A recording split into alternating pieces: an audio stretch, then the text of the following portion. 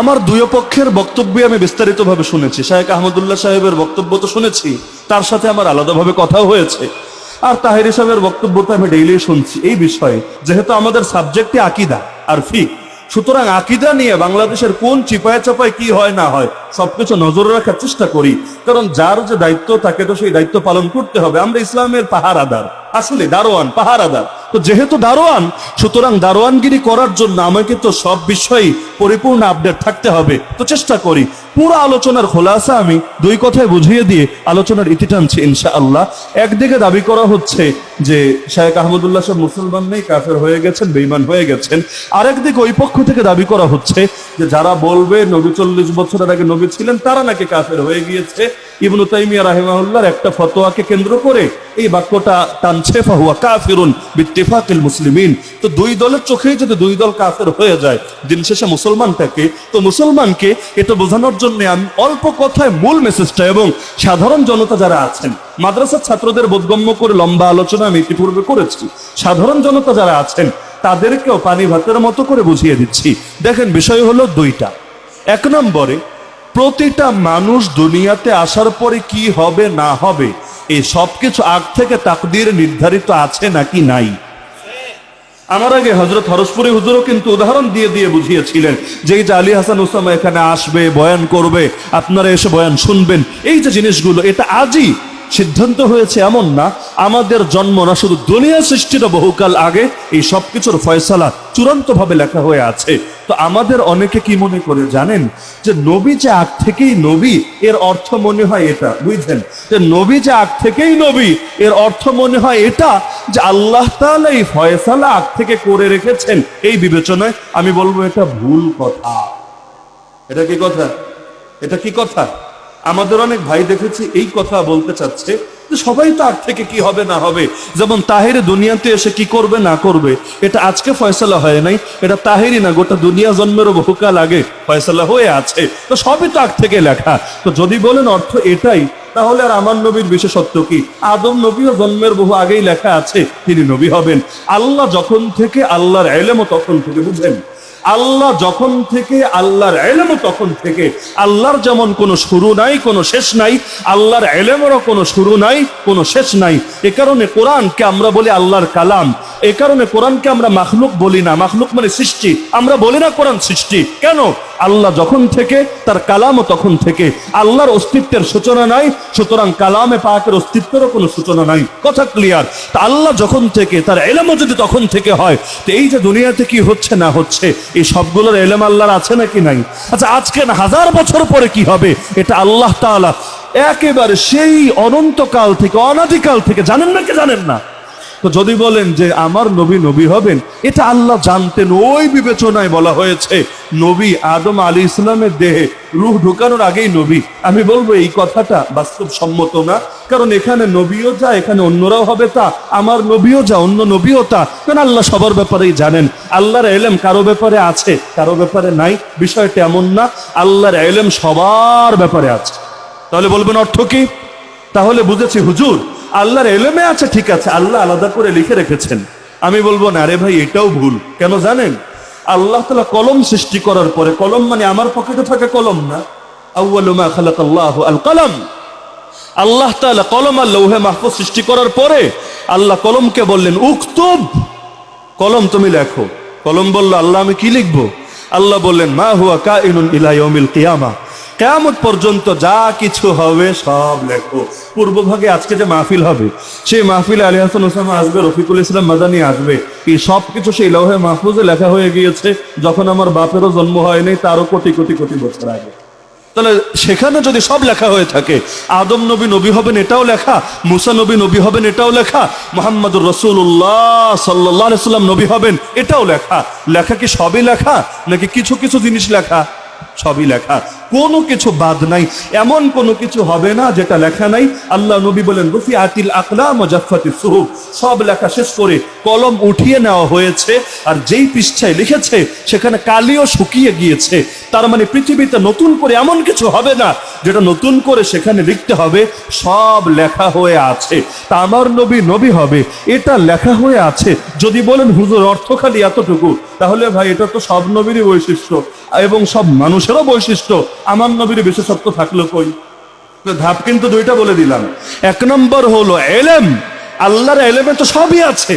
আমার নবী নবী হবে এটাও আছে, আদম নবী নবী হবে এটাও আছে, আপনি নাসিরনগরে জন্ম নেবেন এটাও আছে, এখন থেকে 5 বছর পর বাংলাদেশের নির্বাচনে রাতের ভোট হোক আর দিনের ভোট হোক কে পাস করে আসবে এটাও আছে, সব কিছুই আছে।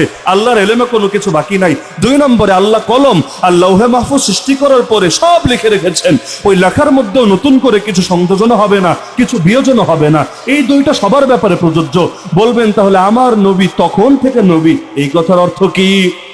এই কথার অর্থ হলো 3 নম্বরটা, সেটা হলো আপনারা লাতাইফুল মাআরিফ খুললে ইমাম ইবনে রাজব হাম্বলির এই কথাগুলো পেয়ে যাবেন। একইভাবে সুবুলুল হুদা ওয়ার রাশাদ ফি সিরাতি খাইরিল ইবাদ কিতাব খুললেও এগুলো পেয়ে যাবেন।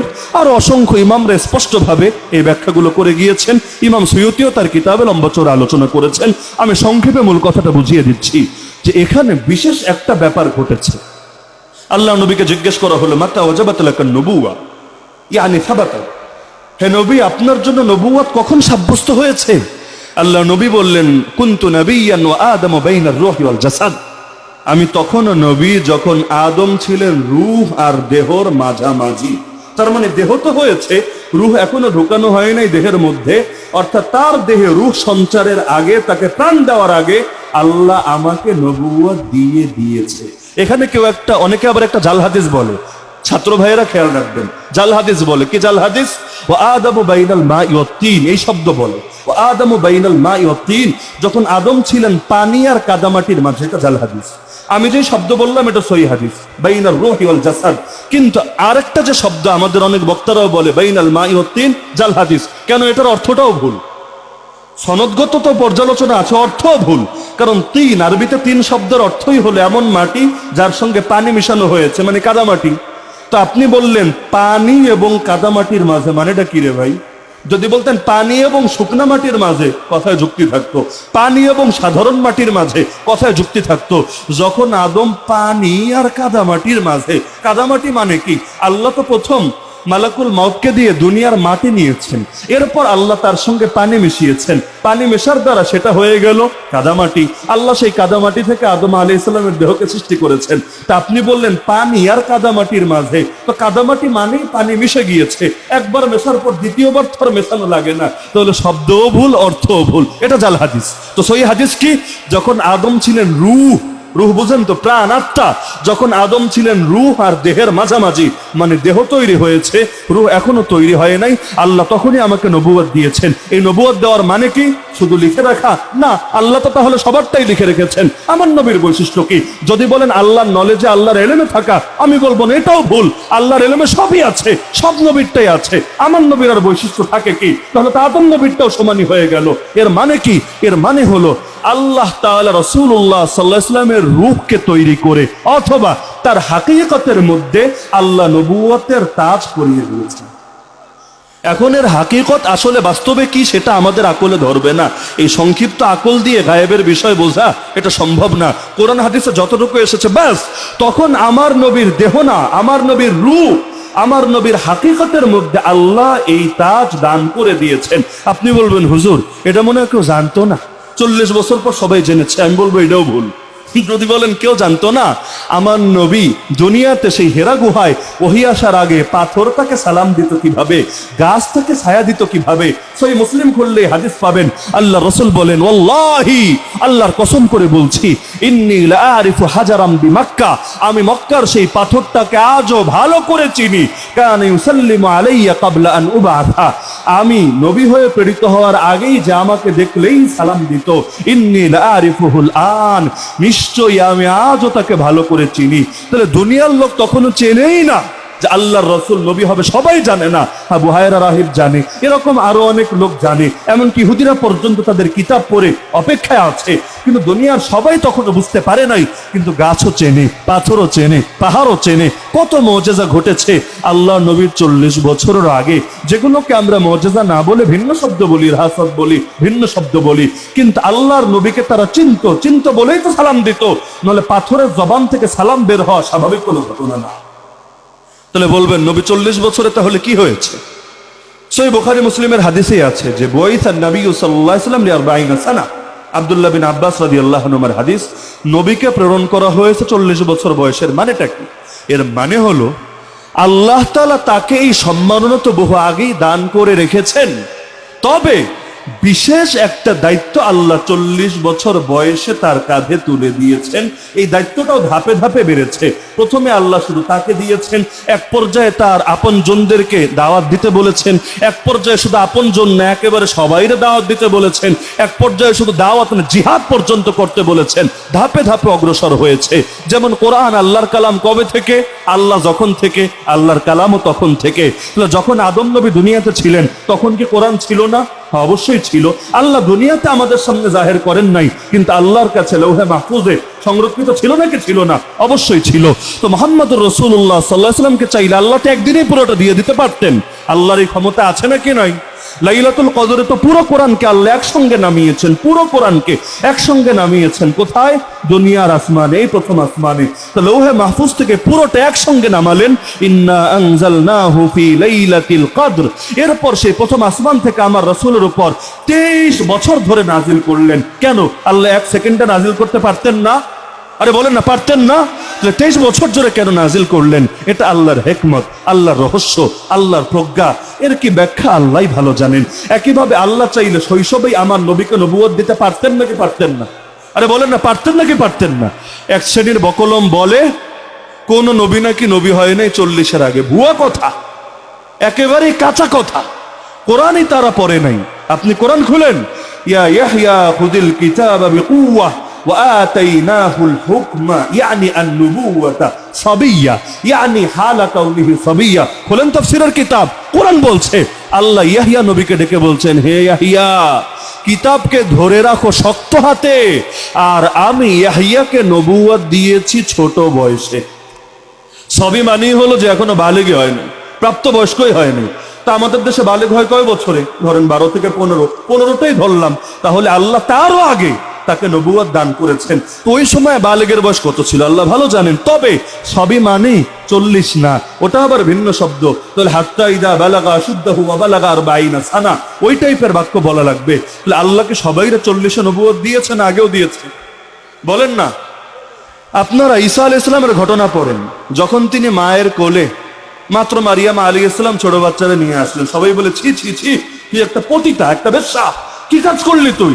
ইয়া উখতা হারুন মা কানা আবুকি ইমরাআ সাউই ওয়া মা কানাত উম্মুকি বাগিয়া। কি বলবেন তিনি? কিছু বললেও লোকে বিশ্বাস করবে না, কসম খেয়ে বললেও বিশ্বাস করবে না। আবার আল্লাহ বলে দিয়েছেন, খবরদার আজকে কারো সঙ্গে কথা চলবে না, আজকে কথার রোজা। কথার রোজা মানে কারো সঙ্গে কথাবার্তা বলা যাবে না। তো একদিকে সবাই চরিত্র নিয়ে কথা তুলেছে, আর একজন সতী নারীর যদি চরিত্র নিয়ে কথা তোলে, আরে তার বেঁচে থাকার আর কি অর্থ থাকে? এই এক করুণ অবস্থায় আল্লাহর জন্য এই জবানকে বন্ধ করলেন, আল্লাহ তার জন্য ভিন্ন জবানকে খুলে দিলেন। যেমন আমাদের বুজুর্গরা আল্লাহর জন্য এই নজরটাকে বন্ধ করেন, হারাম দেখেন না, গুনাহের জিনিস দেখেন না। আল্লাহ এমন একটা নজর খুলে দেয় যেটা দিয়ে সাধারণ মানুষরা দেখে না। তখন তারা এমন অনেক কিছু দেখতে পায় যে সাধারণ মানুষদের আকলেও ধরে না। আল্লাহ তাআলার জন্য তিনি তার নিজের মুখ বন্ধ করলেন, আল্লাহ এমন মুখ খুলে দিলেন যে মুখ দিয়ে কথা বলার কোনো প্রশ্নই আসে না। ওই দুধের বাচ্চা, তার দিকে ইশারা করলেন, সবাই হাসাহাসি শুরু করলো। আরে পাগল, একদিকে চরিত্র খুঁয়েছিস আর একদিকে মনে হয় আকলও খুঁয়ে এসেছিস। ক্বালু কাইফা নুকাল্লিমু মান কানা ফিল মাহদি সাবিয়্যা। এই কোলের শিশুর সাথে কথা বলবো কিভাবে? এখন কোলের শিশুই বাকিটা বলে উঠলো, ক্বালা ইন্নী আবদুল্লাহ। কোলের শিশুর মুখ থেকে কথা বের হলো, আরে আগে শোন তো কথা, নিশ্চয়ই আমি আল্লাহর বান্দা। কেমন বান্দা জানিস? আতানিয়াল কিতাব ওয়া জাআলানি নাবিয়্যা। আল্লাহ আমাকে কিতাবও দিয়ে দিয়েছেন, আমাকে নবীও বানিয়েছেন। এখনো কোলে। হ্যাঁ, কেউ কেউ ব্যাখ্যা করে যে নবী বানিয়েছেন মানে ফয়সালা চূড়ান্ত। তো এখানে এসে যদি ব্যাখ্যা করেও ইয়াহইয়া আলাইহিস সালামের ব্যাপারে ব্যাখ্যা করার সুযোগ নাই। অধিকাংশ মুফাসসিরের মতে সেখানে অর্থ এটাই, আল্লাহ তাকে নবুয়ত দিয়েছেন প্রাপ্তবয়স্ক হওয়ার আগে। হ্যাঁ, অধিকাংশকে আল্লাহ 40-এ দিয়েছেন, এটা ঠিক। অধিকাংশ আর সবাইকে এক কথা নাকি? সবাই মানে প্রত্যেকে, আর অধিকাংশ মানে বড় একটা সংখ্যা। তা আল্লাহ অধিকাংশকে 40-এ দিয়েছেন কেন? এর রহস্য আল্লাহ ভালো জানেন। যেমন 313 একটা সংখ্যা, আপনারা জানেন তো নাকি? 313-এর মধ্যে কি আছে আমাকে বলেন দেখি। বদর যুদ্ধে নবী নামলেন কয়জনকে নিয়ে? তালুত আলাইহিস সালাম জালুত বাদশার বিরুদ্ধে যুদ্ধে নেমেছিলেন কয়জনকে নিয়ে? 313। একইভাবে আল্লাহর খলিফা মাহদী যখন আসবেন তাকে গিয়ে বায়াত দেবেন কয়জন? প্রথমে 313। কি আছে 313-তে? পৃথিবীর ইতিহাসে বড় বড় বিজয় নিয়ে আসছে মাত্র 313 জন মিলে। ব্যাখ্যা আমিও করতে পারবো না, আপনিও পারবেন না, কিন্তু এর যে কি রহস্য আল্লাহ অবশ্যই ভালো জানেন। যেমন রবিউল আউয়াল মাসে কি আছে বলেন দেখি? নবীর জন্ম এই মাসে, নবীর ওয়াফাত এই মাসে, নবীর জীবনের বড় বড় অনেক গুরুত্বপূর্ণ ঘটনা এই মাসে। আরে কিছু একটা তো আছে। রবি শব্দের অর্থই বসন্ত, তো বসন্তের মাসে দুনিয়ায় নতুন করে বসন্ত আসলো কেন রে? অবশ্যই কোনো না কোনো রহস্য আছে, আমি জানি না, আপনি জানেন না, তাতে কি? রব্বুল আলামিন কিন্তু ঠিকই জানে। তো রব্বুল আলামিন 40 বছর বয়সে তার উপর ওহী নাজিল করতে শুরু করলেন। এর আগে তার নবুয়তটা প্রকাশিত হয় নাই মানুষের সামনে। তো এখন বোঝেন পুরো আলোচনার খোলাসা কি, এক বাক্যে বুঝতে পারবেন। কেউ যদি বলে নবী হয়েছেন 40 বছর বয়সে, এর আগে তিনি নবী ছিলেন, আর যদি এমন হয় যে না তিনি সব জানেন এবং মানেন, তিনি অস্বীকার করেন, এমন কোন দলিল নাই। শেখ আহমদুল্লাহ নিজে আমাকে ভয়েস পাঠিয়েছেন, এখনো আমার কাছে সংরক্ষিত আছে হুবহু। তিনি বলেছেন যে আমি কেন রে ভাই, মাদ্রাসায় যে 2-3 ক্লাস পড়েছে এমন একটা ছাত্রকে দেখা সম্ভব যেই ছাত্র এই নবীজির এই হাদিসটা জানে না, যে আমার নবী তখনও নবী যখন আদম আলাইহিস সালামের দেহে রূহ সঞ্চার হয় নাই। এটা মাদ্রাসার ছোট বাচ্চা জানে না, এটা কি সম্ভব? সবাই তো জানে, এবং যারা জানে মানে। এটা নিয়ে ইখতিলাফ করেছে এমন লোক আমরা আমাদের জীবনে দেখিনি। আমরা আমাদের জীবনে অন্তত কওমি সার্কেলের মধ্যে, যেহেতু তিনি কওমি মাদ্রাসা থেকেই দাওরা পড়েছেন, দেখি নাই। এখানে তিনি ব্যক্তিটা বিষয় না, অথবা তার উপর যে আপত্তি করেছে ব্যক্তিটা বিষয় না।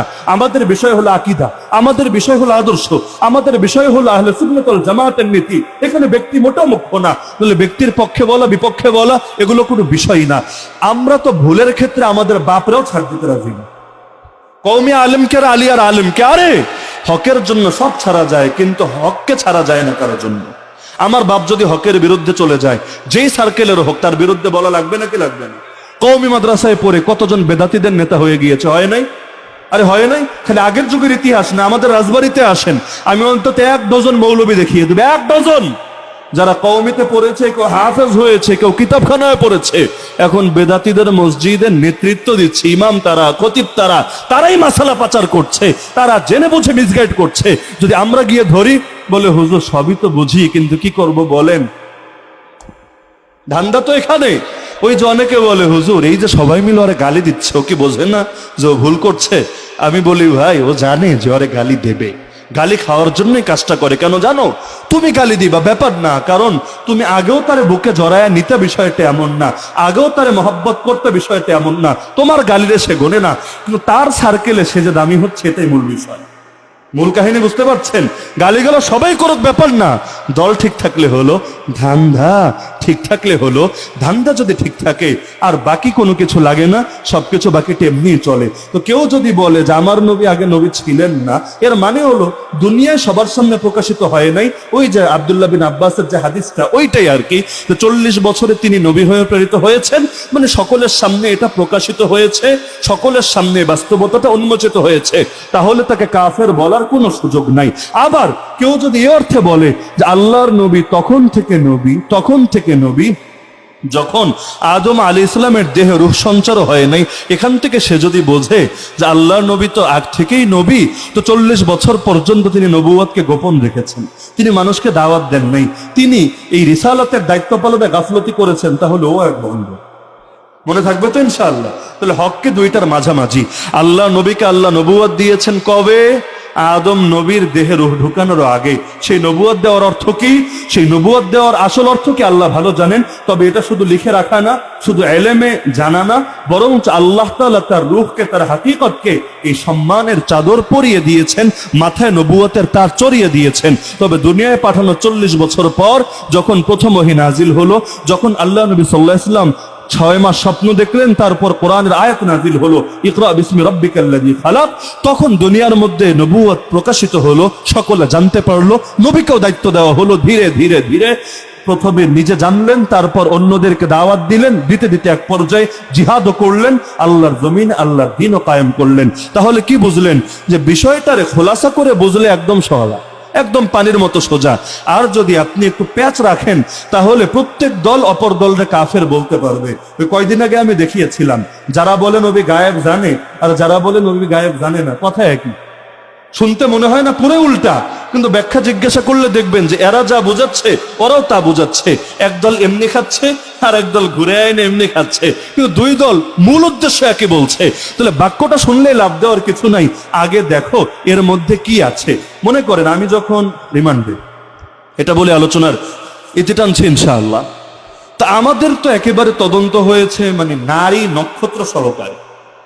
আমার 6 লক্ষ টাকা পরিমাণ ডিভাইস নিয়ে গিয়েছে, মোবাইল কম্পিউটার, মানে সব আমার ব্যক্তিগত না, মাদ্রাসারও যা ছিল সবকিছু নিয়ে গিয়েছে।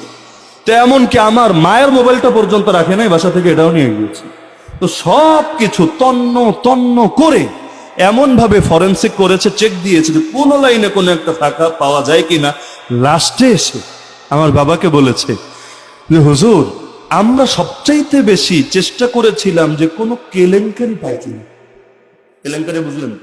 নারী কেলেঙ্কারি অথবা অন্য কোনো ব্যাপার স্যাপার। কারণ কোন হুজুরের 10 বছর জেল খাটালেও ওই হুজুরের সমস্যা হবে না, উল্টো তার জনপ্রিয়তা আরো বাড়বে। তো চরিত্রে যদি একটু দাগ লাগিয়ে দেওয়া যায় তাহলে সাময়িক কিছুটা হলেও তার উপর পেরেশানি আসবে, অনেক মানুষ থেকে ভুল বুঝবে। তো এখন ওই সময় আমার এখনো মনে পড়ে যে আমার ছোট একটা বাটন ফোন ছিল, বাটন ফোন বুঝেন তো, ফিচার ফোন, সুইচওয়ালা আর কি। এখন ওইটার মধ্যে ওই সময় মাহফিলের নাম্বারগুলো সেভ রাখতাম সংক্ষেপে। মনে করেন 24 জানুয়ারি একটা মাহফিল, লেখা হইল 24 স্পেস JAN, মানে জানুয়ারি পুরোটা না, JAN। একইভাবে 12 ফেব্রুয়ারি তো 12 স্পেস এরপর FEB ফেব্রুয়ারি, এভাবে। তো এখন সব খুঁজছে মানে এতটা গভীরভাবে খুঁজেছে, আমার ওই প্রশ্নটা থেকে এখনো আমার মানে এটা মনে পড়লেও হাসি আসে। তো এক জায়গায় লেখা ছিল 7 জানুয়ারি, 7 জান আর কি, 7 স্পেস JAN, এবং তারপরে লেখা গাজীপুর, 7 JAN গাজীপুর। আমরা জিজ্ঞাসা করে হুজুর 7 জান গাজীপুর মানে দেওয়া হয়? তার মানে হইল গাজীপুরে জান আছে, জান মানে তো আবার অন্য জিনিস। জান বলতে তো নিচের প্রাণ বোঝায় না, জান জানু এগুলো তো আবার ভিন্ন অর্থে ব্যবহার হয়। আর 7 এক দুইও না, 7 জান গাজীপুর মানেটা কি? আমি বললাম, আমি বললে বিশ্বাস নাও করতে পারেন, একটু উপরে নিচে যান এমনি বুঝতে পারবেন। বললো উপরে নিচে কি আছে?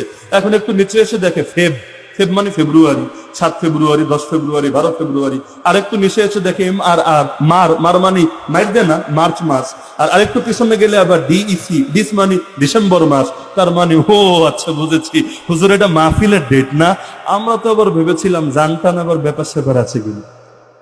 তাহলে দেখা যাচ্ছে একই শব্দ, কিন্তু এটাকে দুই ভাবে বোঝা যায়। একভাবে বুঝলে প্রেমের গন্ধ পাওয়া যায়, আর একভাবে বুঝলে মাহফিলের ডেট এটা বোঝা যায়। তো অনেক ক্ষেত্রে কথাগুলো এমন হয় যে একজন বলছে একভাবে আর একজন বলছে আরেকভাবে, কিন্তু দেখা যাচ্ছে উভয়ের কথার মূল মগজ বের করলে যে এই লাউ সেই কদু হচ্ছে।